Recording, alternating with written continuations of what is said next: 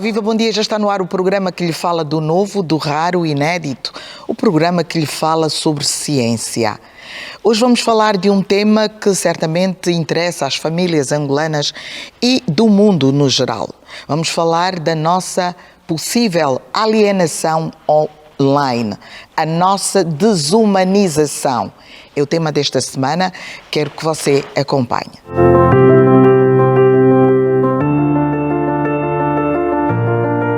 O século XXI é marcado pela popularização da internet, não só pela rede global, que atualmente alcança cada vez mais pessoas e de forma simultânea as conecta, mas também pelos comunicadores instantâneos e o avanço dos aplicativos e equipamentos móveis para sua utilização. Os antigos programas de televisão foram substituídos por sites de streaming como Netflix e YouTube e os aparelhos de música por aplicativos como Spotify e Deezer. Na mesma direção, crianças cada vez mais novas já possuem seu próprio telemóvel ou tablet.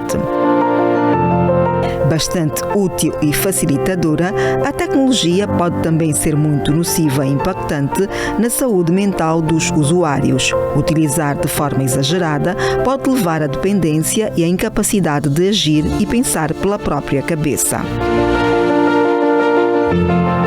Falar de alienação digital é falar da perda de conexão com o mundo real, devido ao uso excessivo de tecnologia e dispositivos eletrónicos.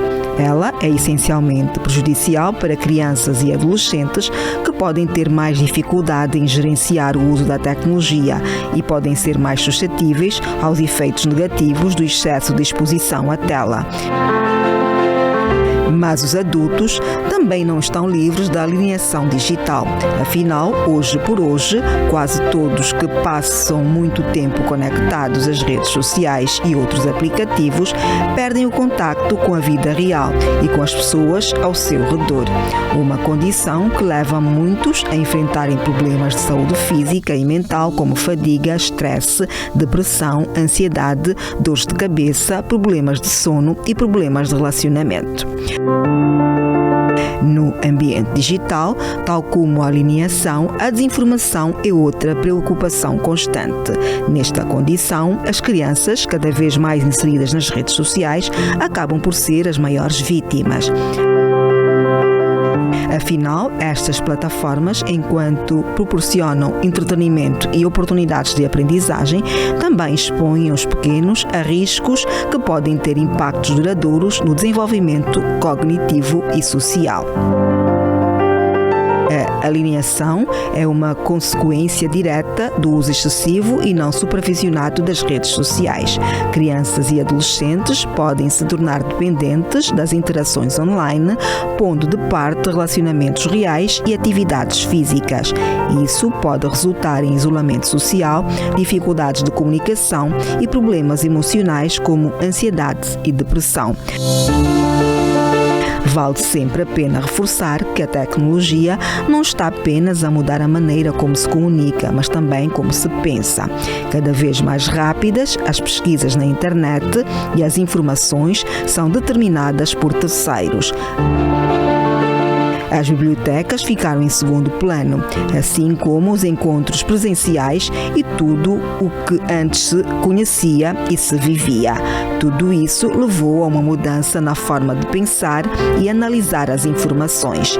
Fala-se muito sobre a dependência ao álcool, comida, trabalho ou drogas, mas pouco ou nada se fala sobre a dependência à tecnologia. Já alguma vez ouviu falar sobre a tecnofilia? Pois é, esta é a condição em que as pessoas confiam excessivamente no uso da tecnologia a tal ponto que não podem ser separadas dela.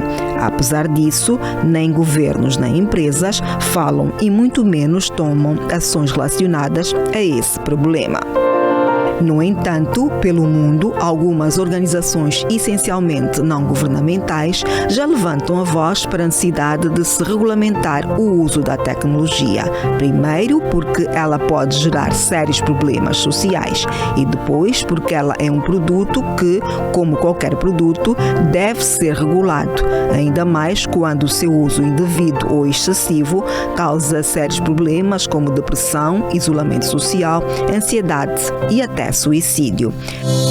A tecnologia dá inúmeras possibilidades aos seus usuários: comunicação e conexão mais rápida, alcance a mais pessoas, disseminação de realidades e informações em questão de segundos. No entanto, é importante questionar até que ponto isso ajuda a fazer melhor. A ferramenta está aí para todos enquanto seres humanos fazerem uso de forma consciente, ética e com os olhos abertos para a realidade. A tecnologia é um meio que pode potencializar, mas nem todos os meios justificam a causa.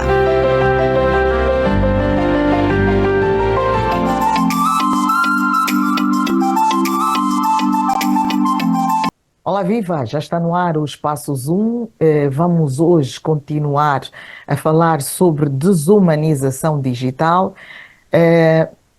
Temos alguém que entende bem do tema e vai dar-nos então os subsídios necessários do ponto de vista científico, passar a sua visão e aquilo que é a visão mundial sobre desumanização digital, que é o tema deste programa de hoje.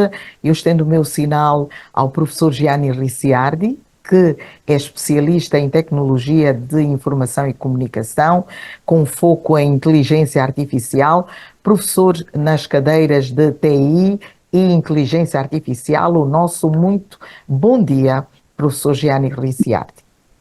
Bom dia. É sempre um prazer estar aqui com vocês. É gostoso, é um espaço para a gente até filosofar, né? Conversar sobre coisas que às vezes no dia a dia a gente não tem um tempo de juntar essas coisas, né? Essa da desumanização foi até interessante, porque foi um comentário que a gente acabou fazendo lá no LinkedIn e saiu essa coisa. Escuta, mas será que realmente está acontecendo uma desumanização das relações? E a Sandra convidou para esse bate-papo. Eu achei bacana para a gente... Foi esta provocação que o professor Gianni fez no LinkedIn que levou a que nós repensássemos nesta temática no programa TPA Ciência, e porque é um tema que merece a nossa atenção. Está a acontecer, temos que estar atentos, temos que saber dos fenómenos que nos rodeiam. Muitos estão distraídos, mas nós estamos atentos e, enquanto atentos, vamos fazer o nosso papel de comunicadores. E, por esta razão, professor Gianni Ricciardi, gostaria que nos dissesse o que é que define como desumanização digital. Então vamos lá. O que acontece? A nossa relação de ser humano físico, quando a gente está uma pessoa diferente da outra conversando, ela é bastante humana, né? Porque você tem a empatia, você está vendo o que a pessoa está fazendo, você tem a respiração daquela pessoa, as expressões, se a pessoa está suando, se a pessoa está triste, se a pessoa está alegre. A gente tem até as sensações físicas mesmo da presença daquela pessoa. Se a pessoa se aproxima, às vezes a pessoa se retrai um pouquinho, ou às vezes se a pessoa se aproxima, você se abre, né? Então tem toda uma questão desse envolvimento humano com o outro ser humano com quem você está conversando, se relacionando naquela hora. Quando você tem uma pessoa intermediando, então eu tenho um humano aqui, eu tenho uma pessoa aqui que está falando com o outro, tem um intérprete, por exemplo. Já não é tão direto esse negócio, porque uma pessoa está falando uma coisa, o intérprete está entendendo, está falando outro, já a voz do intérprete não é a mesma voz da pessoa, então já dificulta um pouquinho você ter essa aproximação da pessoa.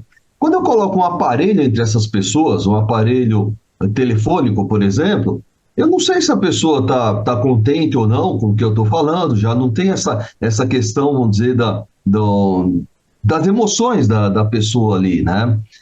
Quando eu parto por uma coisa intermediada por um dispositivo digital, além dele me afastar fisicamente dessa pessoa, ele pode me induzir a conversas com essas pessoas. Inclusive, a pessoa do outro lado, ela pode criar um avatar dela, em que eu não estou nem conversando, não estou nem vendo a aparência daquela pessoa.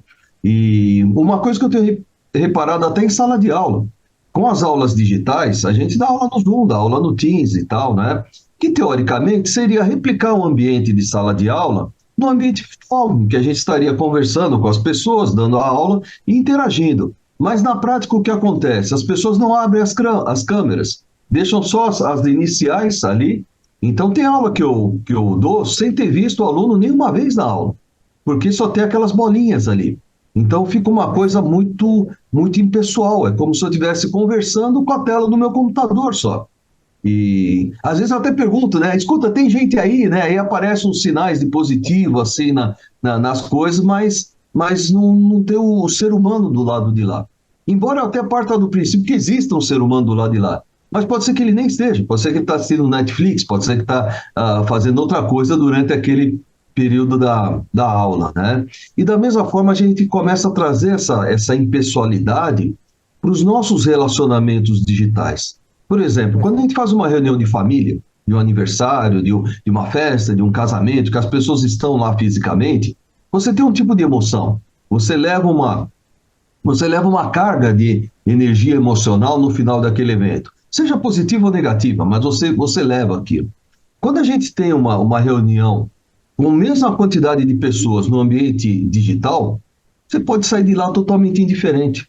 Você pode simplesmente, passivamente, deixar a sua câmera fechada, ver aquilo ali tudo acontecendo. Se é que você está prestando atenção naquilo, porque às vezes você tem mais duas janelas que você está olhando, você está conferindo o seu Outlook, você está lendo alguma coisa de alguma notícia, enquanto aquele evento está acontecendo online.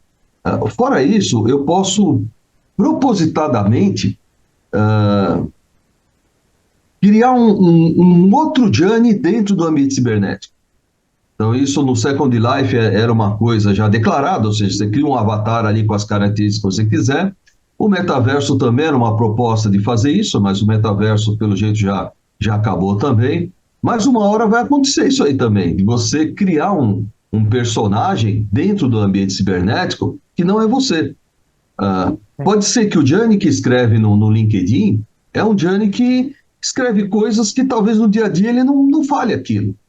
Ou ele faça um tipo no LinkedIn para poder ser contratado, ou para poder criar um grupo que goste dele, e aí ele fala as coisas para aquele grupo que ele gosta, independente se aquilo ele acredita ou não, né? Então tem os influenciadores que não necessariamente são aquilo que você está vendo lá no vídeo do YouTube, mas eles passam aquele lado que não é o lado humano deles para convencer outras pessoas.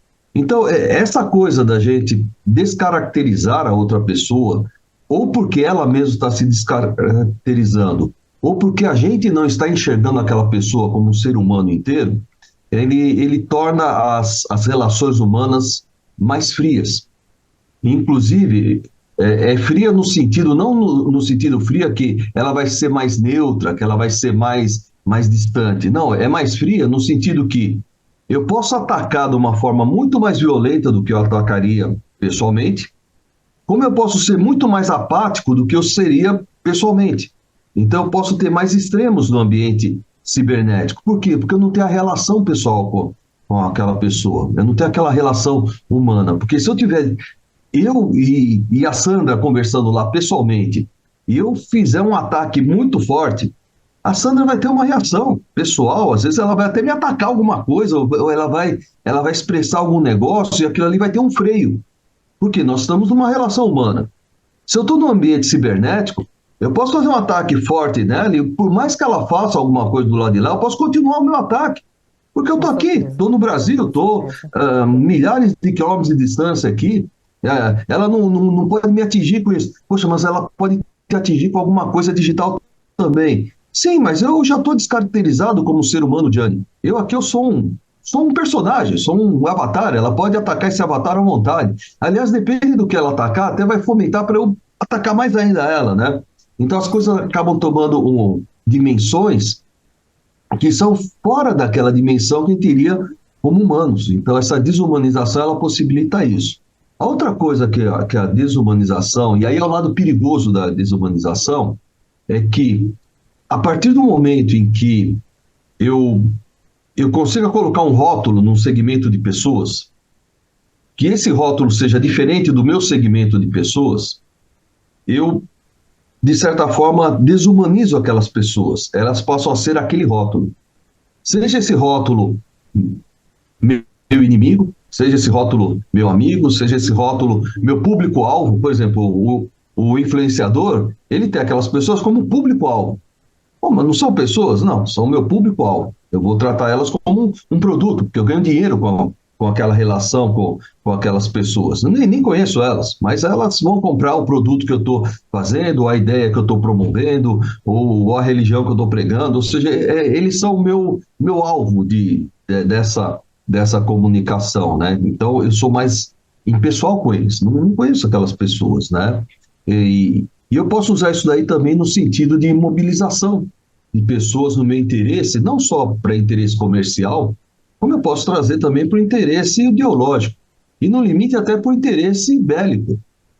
Numa guerra, você não mata o inimigo se você considerar ele um semelhante seu.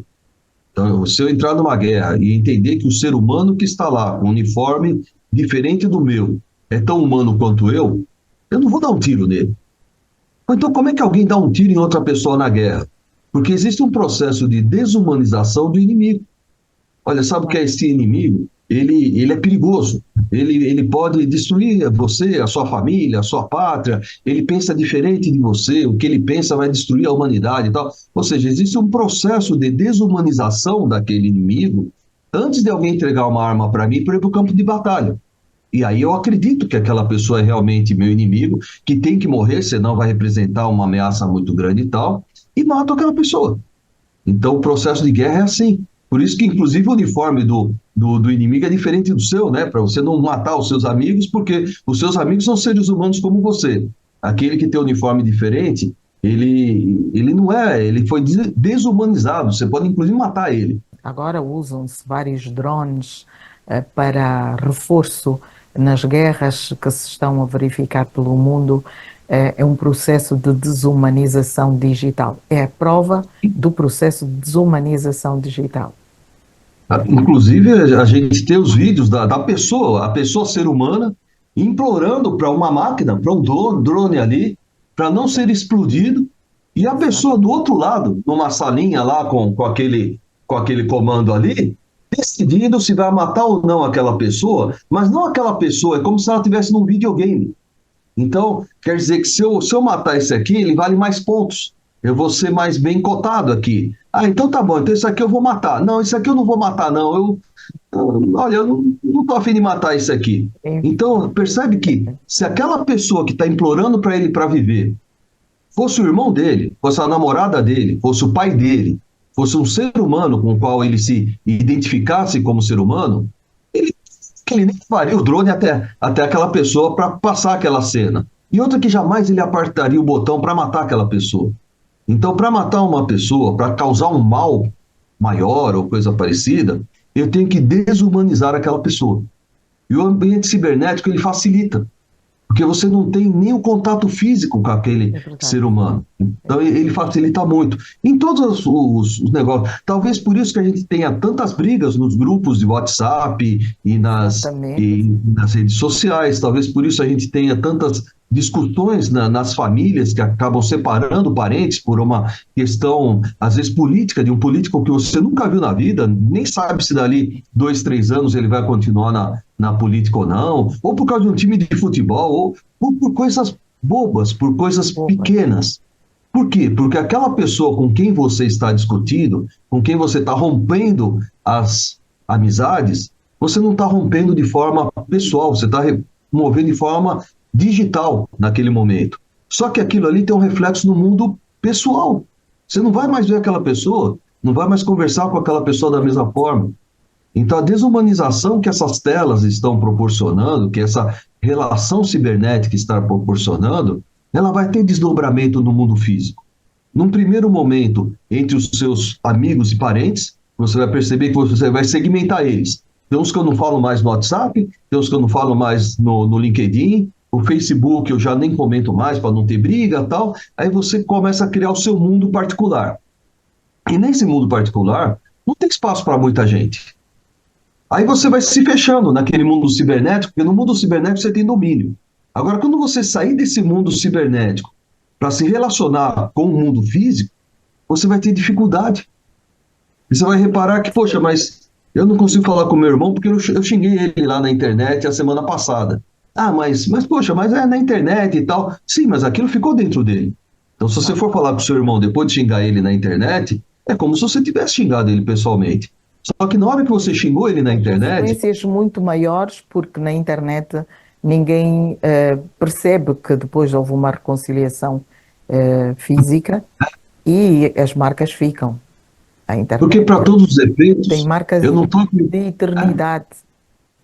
Eu não estou agredindo um ser humano, eu estou agredindo uma imagem. Que nem se a gente estivesse discutindo alguma coisa aqui, e a gente chegasse num nível assim de briga mesmo, de discussão, tudo bem, você está discutindo com a minha imagem no computador, eu estou discutindo com a sua imagem no computador, não sei até onde a gente poderia ir com essa discussão e tal, e uma hora alguém vai dar um xzinho aqui e vai fechar o Zoom, porque não aguenta mais a discussão. Só que se um dia a gente se encontrar pessoalmente, essa discussão que aconteceu nesse ambiente online, ela existiu e ela vai trazer essas sequelas. Então, a desumanização que a gente tem por essa intermediação cibernética que existe, ela tem suas consequências quando você vai para o mundo físico. Por isso que a geração dos nativos digitais, de quem passa muito tempo na frente de uma tela de computador, que o mundo dele é a tela do computador, eles têm dificuldade com o mundo físico. Dificuldade quando entra numa loja para pedir alguma coisa, porque vai ter que falar com o ser humano ali. Dificuldade para conversar com seus parentes fisicamente. Tem 10 mil contatos no Facebook, mas conversa com quantos fisicamente deles? Conversa com pai, mãe, de vez em quando, um irmão, algum colega, tal. Então dá a impressão que está aquele mundo enorme, desumanizado, porque eu não tenho contato físico ou pessoal com nenhum deles. E quando você vai ver o que ele tem mesmo de contato humano, é muito pouco. Então, as nossas relações estão sendo desumanizadas, né? Isso vai ter consequências. É verdade, professor. É um tema bastante interessante.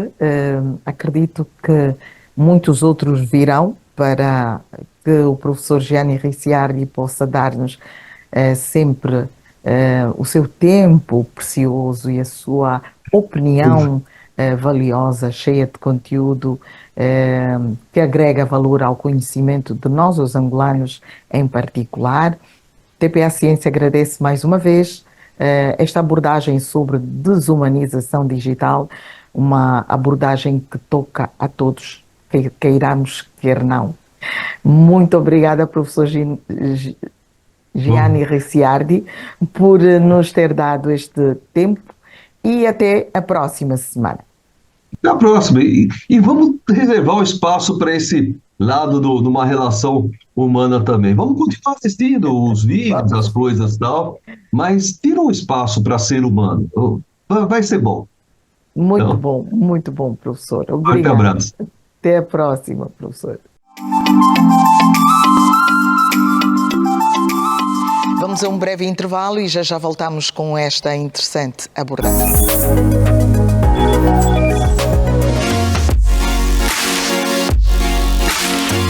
Já pensou como seria viver num mundo em que todos fossem iguais? Perigosamente alineador, o algoritmo é esse mundo que proporciona um efeito bolha a partir do momento em que filtra a relevância dos conteúdos para os internautas. Ou seja, o algoritmo só mostra aquilo que gostamos e nos isola daquilo que não gostamos. Isso quer dizer que o usuário consome apenas o conteúdo que ele conhece e gosta. Assim, ele é privado de conhecer outras realidades, outras opiniões, outros pontos de vista. A era digital, inicialmente celebrada por conectar pessoas, romper barreiras geográficas e democratizar o acesso à informação, rapidamente se tornou uma força que ameaça a sanidade mental e desintegra a coesão social. O que começou como uma ferramenta para progresso e desenvolvimento humano, agora revela um lado sombrio, funcionando como uma fábrica de distorções. Nesse novo ambiente, as fronteiras entre o real e o virtual estão cada vez mais tênues, gerando uma crise de percepção sem precedentes. Em vez de facilitar o entendimento e a comunicação, o mundo digital se transformou num labirinto onde a verdade e a falsidade se cruzam. As pessoas se confundem com uma série de informações contraditórias e manipuladas. Às vezes, cada facto pode ser reinterpretado, cada imagem alterada e cada opinião se apresenta como uma verdade incontestável. O que antes era fácil de distinguir entre verdadeiro e fabricado, criou-se uma nova realidade. Nesse espaço, perfis são meticulosamente editados, vidas são fabricadas como narrativas e imagens cuidadosamente construídas, misturando-se a eventos reais e criando um cenário de alienação coletiva. Na era digital, uma geração de especialistas autoproclamados emergiu. Influenciadores, coaches e pseudo-autoridades posicionam-se como detentores de verdades, guiando multidões sem qualquer base sólida de conhecimento. As redes deixaram de ser ferramentas de troca intelectual e passaram a ser espaços onde a prioridade é o engajamento fácil, obtido por meio de opiniões rasas e simplificações extremas. A produção de conhecimento significativo deu lugar à busca incessante por curtidas e seguidores. Nesse ambiente, a reflexão crítica é abandonada e o foco está no choque e na reação rápida. As redes incentivam a criação de conteúdo que gera cliques sem que haja uma real preocupação com a veracidade ou relevância das informações. As redes sociais, que hoje já ditam comportamentos e expectativas, evoluirão para algo ainda mais perigoso. Pessoas não serão mais identificadas como indivíduos, mas como avatares de aprovação digital, modificando suas aparências e comportamentos constantemente para se adequar às demandas de algoritmos e expectativas externas. Com o passar do tempo, os efeitos sobre a estrutura social serão devastadores. O aumento da alienação levará a um esfacelamento das comunidades. Grupos sociais e laços de vizinhança que antes ofereciam apoio e coesão desaparecerão quase por completo. A desconfiança será o novo padrão nas interações humanas, pois a maioria das pessoas terá sido condicionada a interagir apenas de maneira superficial e transacional. A confiança mútua, a base de qualquer sociedade funcional, estará irreversivelmente corroída, resultando num ambiente de permanente suspeita e fragilidade.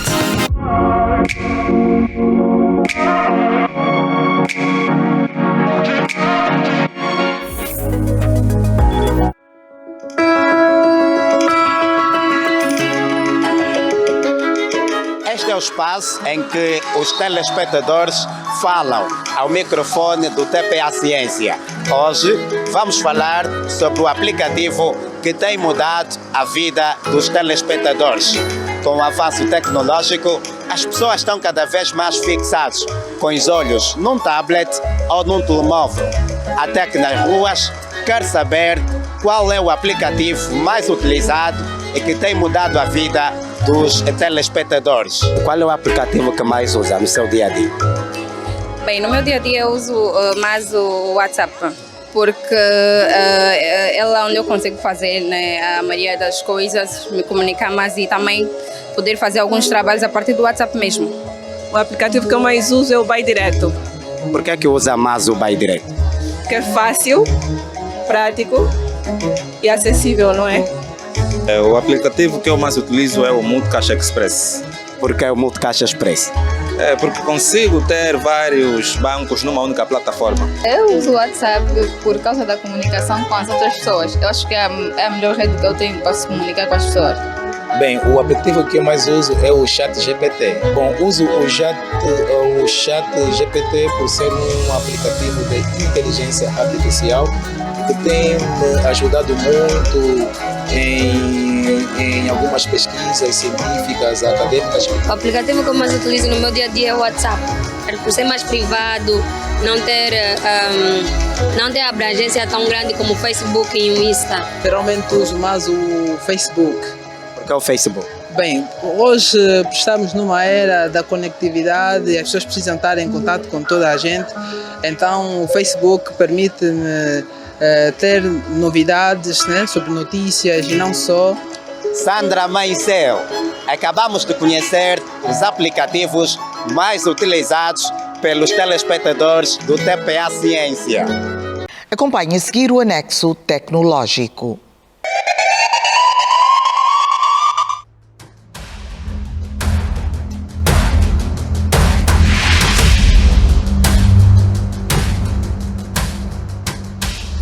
Há sensivelmente um ano surgiu pelas redes sociais, no Brasil e um pouco por todo o mundo, um fenómeno que tem estado a ganhar popularidade e a chamar a atenção.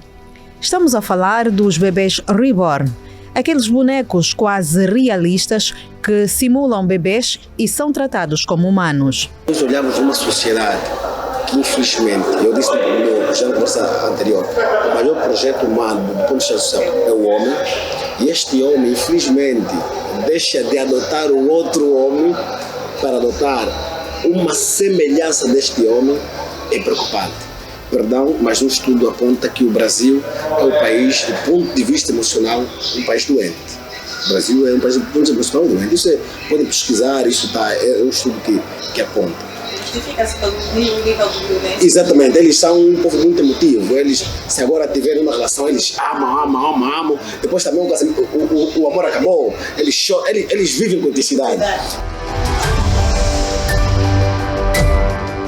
Tanta é a intensidade que o fenómeno espalha-se à velocidade da luz, ao ponto de levar o governo brasileiro a considerar a criação de políticas públicas para regulamentar o uso destes bonecos. Recentemente, aconteceu um encontro de pais de bebês reborn, onde os mesmos exigiram do governo mais reconhecimento e inclusão. Apesar dessa polêmica toda, nem tudo é mau. Existem aspectos positivos que devem ser levados em conta. A partir desses bebês, como eles são parecem hiper realistas, elas acabam tendo a sensação de como é que é a maternidade, como é que é cuidar de uma criança, criam aquela expectativa de que quando tiverem uma criança, como é que eu devo me comportar, porque nesses bebês elas têm um tratamento como se fossem crianças reais, e muitas das vezes pode-se usar também este bebê reborn de forma a instruir as mulheres, principalmente as primigestas, a instruir como é que deve se tratar uma criança, como é que se faz, por exemplo, o processo da amamentação, que vivenciamos muito a nível do hospital. Aí as mães podem usar este bebê ou este boneco de forma a instruir as primigestas, as adolescentes, como é que devem fazer a amamentação, como é que se limpa o bumbum do bebê, como é que se trata um biberon, como é que se faz a amamentação do biberon, não só do peito da mãe, e entre outras coisas. Nas crianças também tem sido positiva esta inserção, né, essa temática do bebê reborn, no sentido de instruir, ensinar as crianças de como é que elas têm que cuidar do irmão, como é que é cuidar de um bebê, como é que é segurar. Temos muitas situações em que os pais não conseguem pegar bem o bebê, sobretudo no que concerne a cervical. A cabeça tem muito, os pais, principalmente de primeira linha, têm a tendência de ter um cuidado e muitas das vezes nem pegam por conta do pescoço, por receio, exato. Várias figuras públicas da sociedade brasileira também já aderiram ao fenómeno, entre elas o padre Fábio de Mello, que adquiriu uma boneca reborn. Segundo Fábio de Mello, a bebê reborn serve para homenagear a sua mãe, que sempre gostou de bonecas. Já a influenciadora Graciane Barbosa diz que adotou o bebê reborn pois sempre sonhou em ser mãe. Graciane apresentou o boneco nas redes sociais e reacendeu o debate sobre saúde mental e afeto em tempos digitais. O bebê reborn é bom, é uma inserção na tecnologia, é uma coisa nova, mas quando excede, quando a pessoa tem uma percepção de que é algo real, aí já podemos estar diante de algum transtorno. Porque quando a pessoa perde a noção de que aquilo é um bebê e pensa que de facto é uma criança e age como tal, aí já podemos fazer uma avaliação mais profunda em relação a isso. Há quem ainda defenda que por trás de cada boneco há quase sempre um grito de socorro de quem perdeu um filho, de quem nunca o teve ou não poderá ter e ainda de quem carrega traumas e desafetos da infância. Para outros, é também uma linguagem de dor, um jeito de sobrevivência. Podemos usar esses bebês reborns para ajudar na elaboração do luto, visto que ela está a vivenciar um processo de luto, então carece muitas das vezes de alguma coisa, algum objeto para um escape. E o bebê reborn neste caso tem ajudado muito, porque elas parcialmente acabam vivenciando e ultrapassando melhor esse luto. Estes bonecos que têm peso, altura, textura e alguns com feições muito humanas são simples bonecos que são representações de um afeto que faltou, uma dor não nomeada, de uma ausência que ninguém ajudou a cuidar.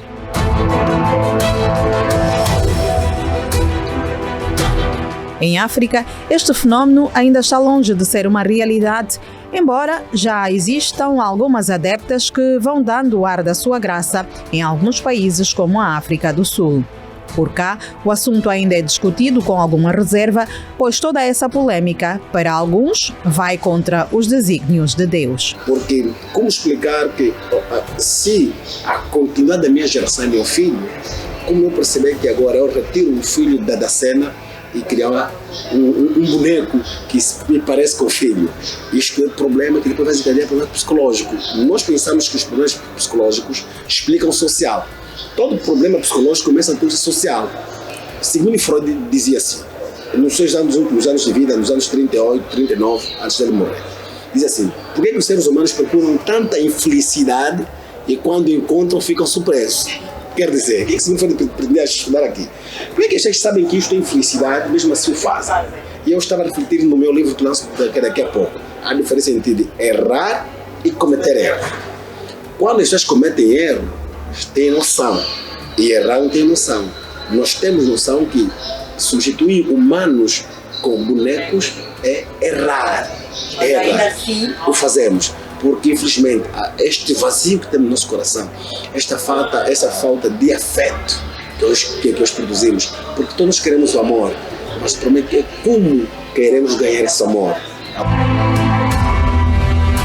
A questão que reacende o debate sobre a saúde mental ao se usar estes bonecos é tão importante, pois recentemente no Brasil, uma senhora levou a sua boneca a uma unidade de pronto atendimento com a desculpa de que estava com febres. Outra mulher, também brasileira, ficou extremamente irritada quando solicitou ao técnico de saúde de um posto que vacinasse a boneca hiperrealista da sua filha e o mesmo tivesse negado. A existência do bebê reborn é boa também, mas quando excede, quando causa prejuízo no convívio, quando as pessoas já se isolam, né, socialmente, quando a pessoa tem a percepção de que quando a pessoa tem a percepção errada da realidade, pensa que é um bebê de fato, já não tem noção da realidade, aí já acaba trazendo, já é uma repercussão negativa.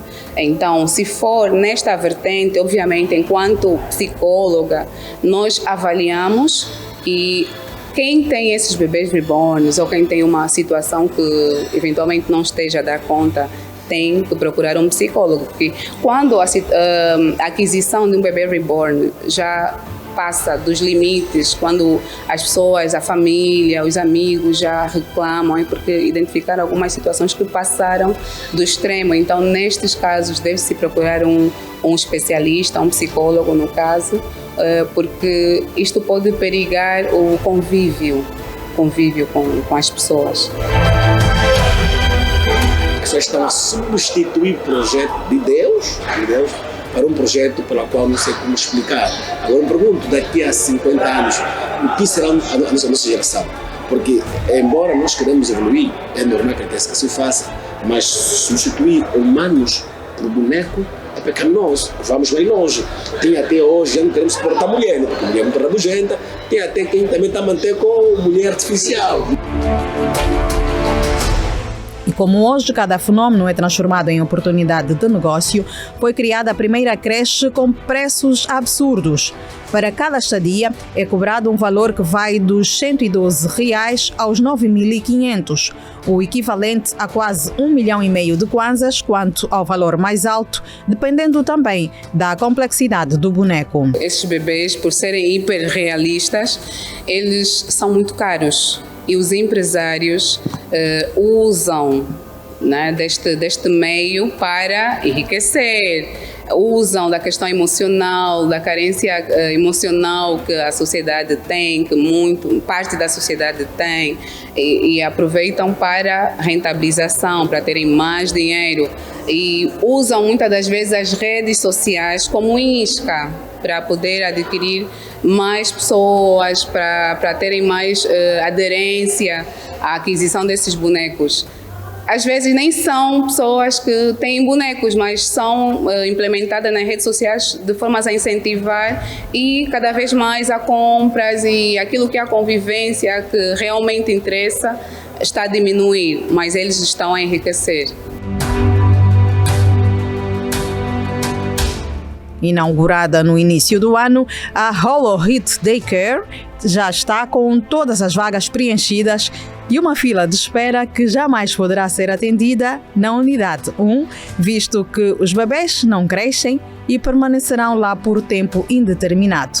Mas os gestores da mesma garantem que uma segunda unidade será aberta ainda por estes dias. Além das creches, outros setores têm ganhado espaço, como o serviço leve e trás, manutenção da pintura, das sobrancelhas, dos cílios e cabelos e reposição de peças, caso algum boneco tenha uma perna ou braço avariado. Empreender na área significa lucro certo, mas é preciso cautela em relação aos pais que pensam em buscar tratamento psiquiátrico. Nesse caso, a perda do cliente é quase certa.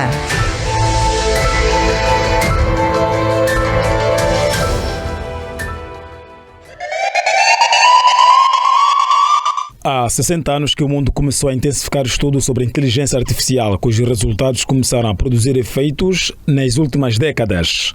E para acelerar a inteligência artificial em Angola, a empresa internacional chinesa Huawei, que opera no país há 23 anos, realiza o Fórum Tecnológico com vista à partilha do conhecimento, a apresentação de inovação e debate sobre tendências que moldam o futuro. O Ministério das Telecomunicações, Tecnologias de Informação e Comunicação Social tem assumido com um elevado sentido de responsabilidade a missão de conceber políticas públicas que estruturam e impulsionam o setor, sempre orientado pelas metas de aumento de contribuição deste setor para o PIB nacional. Por que investimos em Angola? As respostas da Huawei são as seguintes. Investir em Angola significa investir no crescimento sustentável. De fato, inúmeras previsões mostram que desde 2025 até 2027, a taxa de crescimento por ano do PIB de Angola será mais de 3%. Investir em Angola, então, significa investir em dinamismo. Sobre a liderança distinta do executivo angolano e a estratégia de aposta séria na digitalizações. Angola pretende aproveitar ao máximo esta plataforma ao serviço da administração pública. Enfrentamos desafios em Luanda como melhorar a eficiência da gestão da mobilidade urbana e resolver o problema dos congestionamentos no tráfego urbano. Também como melhorar a eficiência e eficácia dos serviços administrativos na administração local. Ainda, só para citar alguns, também como permitir que mais pessoas, em especial jovens, usufruem do dividendo da tecnologia digital disponível hoje no mundo. A computação, armazenamento e conectividade são 3 elementos que alimentam a inteligência artificial. Mais de 60 países já traçaram estratégias sobre inteligência artificial a nível do mundo. E por cá em Angola já tem data center para o armazenamento de dados em grandes quantidades e a sua respectiva gestão. As imagens são de Kikemba João, José Quiabolo, a partir do Fórum Tecnológico Huawei Day 2025. Terminamos assim mais uma edição do TPA Ciência. Muito obrigada por nos acompanhar. Vamos estar juntos na próxima semana. Já sabe que pode continuar a acompanhar-nos em www.tpa.ao, www.tpaonline.ao, pelo Facebook TPA Oficial, pelo TikTok, Instagram e YouTube TPA Online. Até lá!